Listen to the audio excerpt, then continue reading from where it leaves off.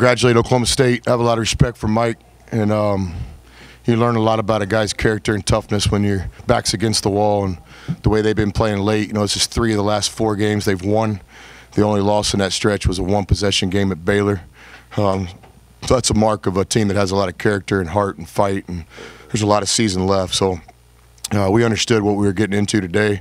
Under no ounce of truth that we underestimate these guys or anything. Like, this is a team that we have a lot of respect for. One of the best starting fives in the Big 12. A team that's really rallying and playing their best basketball, you know, when it matters most, February, and it's March near. So congratulations to Oklahoma State. The better team won the game today. They out-rebounded us, 15 offensive rebounds, credit to them. They made us turn the ball over 15 times, credit to them. They got to the free throw line twice as much as us, credit to them. Thought they were the more aggressive team for most of the game, and they made their free throws. So the story today in Stillwater is the better team won. That was Oklahoma State today. They didn't choose many threes they have to start Big 12 play. Did you kind of see that coming? If not, how to throw things off? In fact, they went inside more. Yeah, I didn't throw it off at all. We're prepared for that. They've been doing that for the last 2 or 3 weeks. Their best shooters obviously still have the green light, and they're really making an emphasis of feeding the post and driving the ball. It was shown today, right? They get to the free throw line almost 40 times, and they fed the post time and time again. So credit to them. Last minute, Chris, I guess just in terms of that, making those free throws, I guess what were you trying to do to try and obviously kind of turn the momentum your way? I don't understand the question. I guess just with all the free throws that they made, obviously you were trying to get the ball back. I guess what was the game plan down the stretch there for you? I still don't understand the question, Carlos. The last minute of the game? Yeah, the last minute of the game, they were taking free throws. Obviously, you were trying to get the ball back as well. What was the game plan down that stretch, the minute stretch for you all? Well, when there's less than 30 seconds left in the game, you have to foul because the other team will just hold the ball and the buzzer will go off and you'll lose. So you give yourself a chance to get a steal or trap or maybe foul the guy that you want to foul.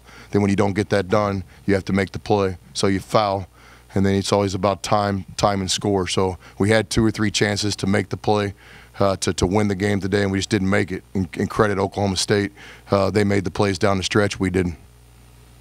Just with Kevin, I guess, can you just speak to what he was able to do? I know obviously it's probably not on your mind right now, but just with the heart and kind of desire that he showed down the stretch to kind of get you guys back in. Yeah, Mac's been playing great basketball, especially lately. Well-documented story for the 68th time in the last month. Carlos, he was a guy that didn't have an off-season. He's starting to play. He's getting more time. He's a really good player. He played great today in defeat. Chris, go ahead. Thank you. The warm-up shirts with the Eddie Sutton Hall of Fame, how did that idea come about?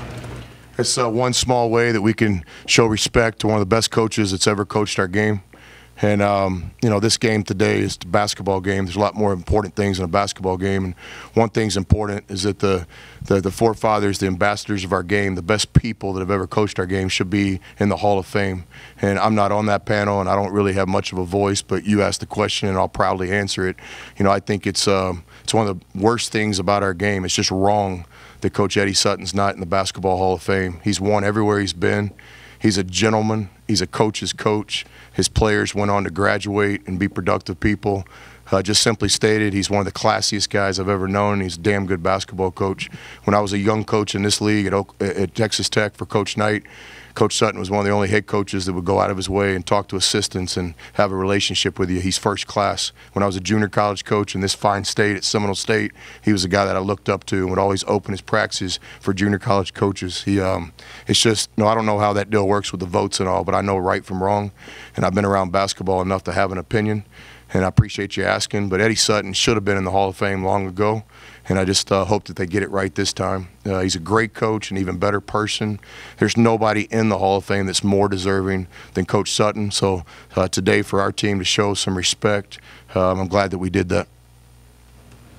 Chris, you think, did you sort of hit a buzzsaw with the emotion around the '95 reunion? The crowd was a lot more energetic than usual for a season like this. You think you just caught them at a bad day with all that going on? No, I don't think that's what happened today. I'll be clear. I think the better basketball team won the 40-minute game today. They guarded better than us.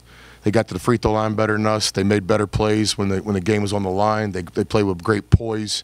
I think they did have a great crowd. I've been here many a time as a spectator, as a coach, as an assistant coach, and such respect for the basketball fans from Oklahoma State. Today was a great environment, and you know, I don't know why you wouldn't want to get behind this team. Mike's got him playing great when it matters most, and he's a guy that I have a lot of respect for. So, but today, you know, the better team won the game today. That was the story.